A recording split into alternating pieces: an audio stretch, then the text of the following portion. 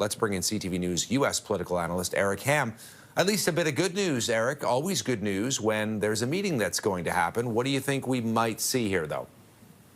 Yeah, that's right. It's always important to have the lines of communication remain open between the two biggest trading partners. And this is also a good sign because we do know personally Donald Trump does like the prime minister. However, that has not translated into a good working relationship on trade and the economy.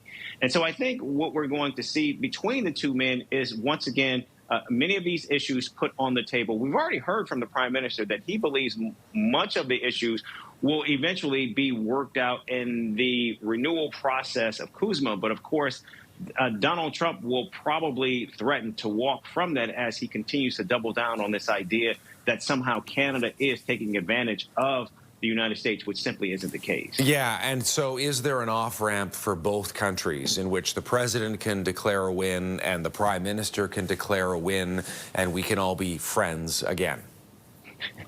Well, unfortunately, Donald Trump has continued with this idea that, in fact, just recently he made the comment that Canada should become the 51st state of the United States. And so I do believe that is Donald Trump's end game.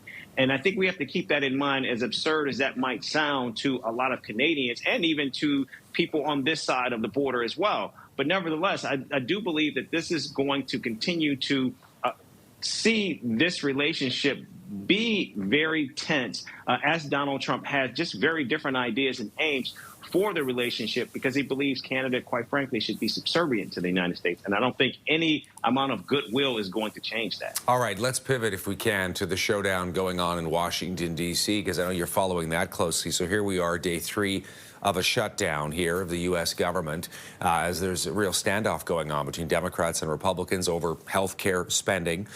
Your take on how long this could go? We know the last one was, 35 days during Donald Trump's first term in office, Eric. Well, right now, with 750,000 government employees standing to lose paychecks, this could be a very expensive shutdown, because we're talking about $400 million per day that is not being generated and moving through the economy. In addition to that, we are seeing both sides continuing to dig in, as it doesn't appear as though we're going to see an agreement between now and next week. Now, there is a vote expected in the Senate today, but that vote is expected to fail.